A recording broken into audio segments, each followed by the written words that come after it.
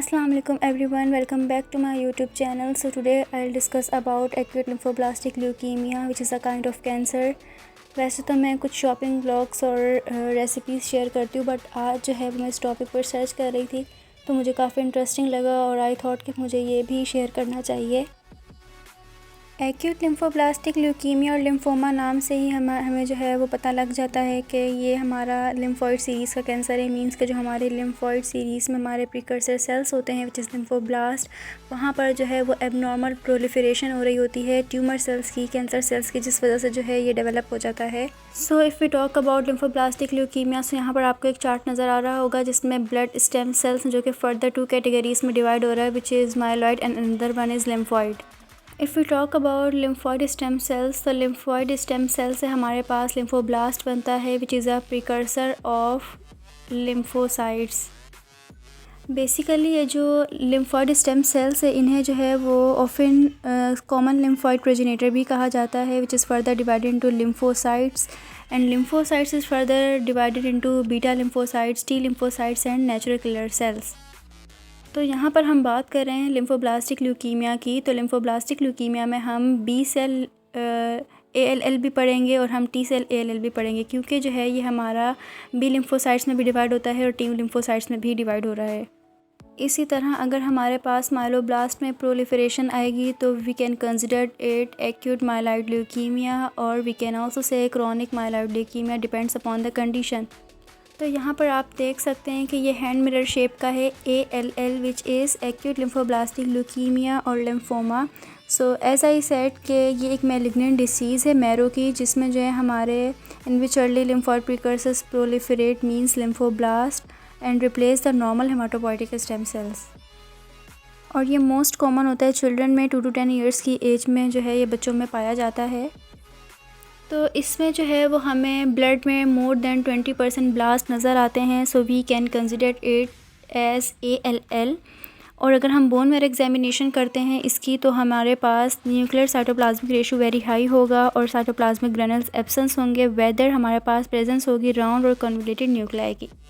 अगर हम इसकी क्लासिफिकेशन की तरफ चलें तो हमारे पास जो है 2 क्लासिफिकेशन पाई जाती हैं which is FAB and another one is WHO। तो अकॉर्डिंग टू FAB ALL को जो है वो 3 सब टाइप्स में डिवाइड किया गया है, L1, L2 and L3। If we talk about L1, तो L1 में जो है वो हमारे पास स्मॉल सेल साइज़ होता है, होमोजीनियस होता है। L2 में हमारे पास लार्ज हेट्रोजीनियस और L3 में जो है वो large homogeneous. Large heterogeneous mean large तो होगा इसका साइज़, बट ये हेट्रोजीनियस है, ये कोई एक शेप का नहीं है, मतलब कि इसमें डिफरेंट टाइप्स पाई जा रही हैं। न्यूक्लियाई की बात करें तो L1 में जिसका न्यूक्लियाई होता है वो रेगुलर होता है, L2 में इर्रेगुलर एंड L3 में भी रेगुलर होता है। एंड L1 में जो है वो साइटोप्लाज्म स्कैंटी होता है, L2 में माइल्ड मॉडरेट होता है, mild to moderate, and L3 में जो है वो मॉडरेट टू एबेंडेंट होता है। और अगर हम WHO क्लासिफिकेशन की बात करें तो यहाँ पर हमारे पास 3 कैटेगरीज है, 3 सब टाइप्स है which is pre B cell ALL और T cell ALL and last mature B cell ALL which is also known as Burkitt leukaemia या बर्किट लिम्फोमा।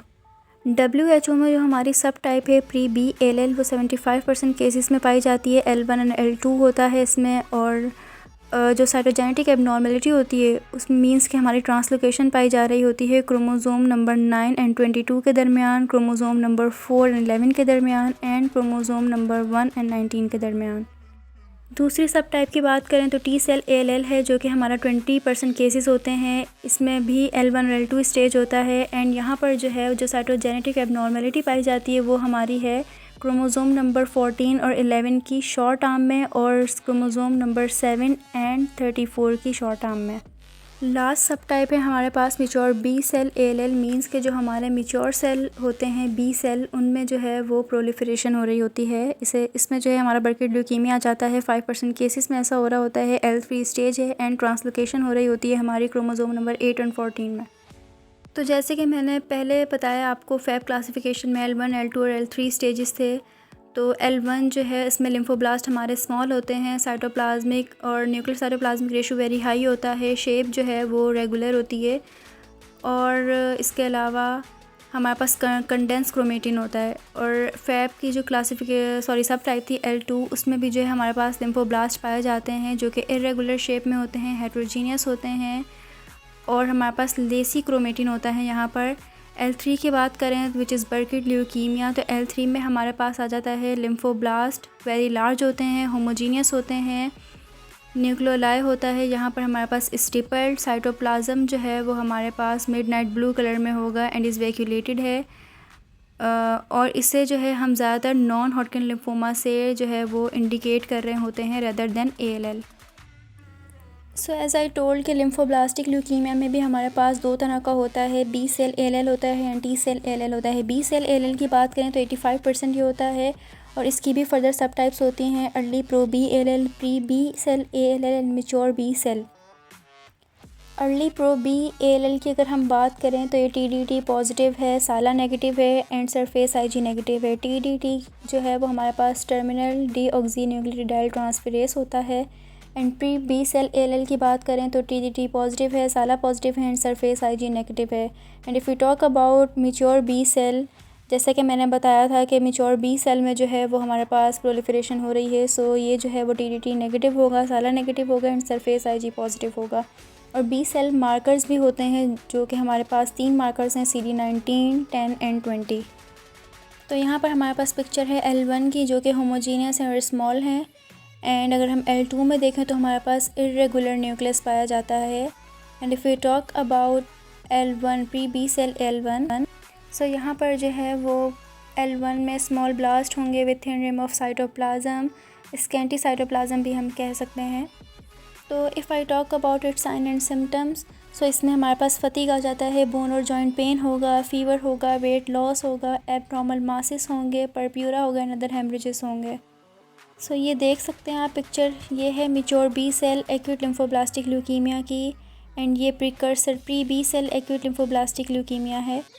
सो जो एक्यूट लिम्फोब्लास्टिक ल्यूकीमिया का पेशेंट होगा उसमें कुछ फिजिकल फाइंडिंग्स पाई जाएंगी, जिसमें हमारे पास स्प्लीनोमेगाली आ जाता है, स्प्लीन इनलार्जमेंट है, लिम्फेडिनोपैथी है, हेपाटोमेगाली, लिवर इनलार्जमेंट है, लिवर का साइज़ बढ़ जाएगा, एक्सटर्नल टेंडरनेस होगी, परप्यूरा बनेंगे एंड फंडिक चेंजेस आएंगे। लैब डायग्नोसिस की तरफ चलें तो सबसे पहले हम करेंगे पेरिफेरल ब्लड स्मीयर, CBC करेंगे, complete blood count, then biochemistry test, bone marrow aspiration, biopsy aspiration पे हम लिक्विड पार्ट लेते हैं, बायोप्सी में हम टिश्यू पार्ट लेते हैं, cytochemistry, flow cytometry also known as immunotyping, cytogenetics, fluorescent in situ hybridisation which is FISH, polymerase chain reaction, PCR and gene expression. Last but not least immunophenotyping में हम 3 चीज़ें देखते हैं, एक तो हम इम्यूनोस्टेनिंग देखेंगे, सेकंड हम B cell markers and third हम देखेंगे T सेल मार्कर्स। इम्यूनोस्टेनिंग में हम pre B and pre T lymphoblast देखते हैं और ये TDT पॉजिटिव आता है which is terminal deoxynucleotide transferase. B cell markers हम देखते हैं, B सेल ALL में जो है वो हमारे पास CD19, CD10, CD20 मार्कर होते हैं। एंड T सेल मार्कर्स की अगर बात करें तो CD1, CD2, CD3, 4, 5, 7 एंड 8 पाए जाते हैं।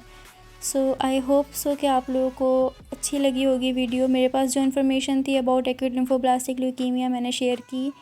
एंड अगर आप लोगों के पास कुछ नॉलेज हो तो प्लीज़ कमेंट करिएगा, बताइएगा। एंड अगर आपको जो है वो वीडियो पसंद आए तो प्लीज़ लाइक करना मत भूलिएगा and don't forget to subscribe my channel. Thank you so much for watching me. Allah Hafiz. Stay tuned.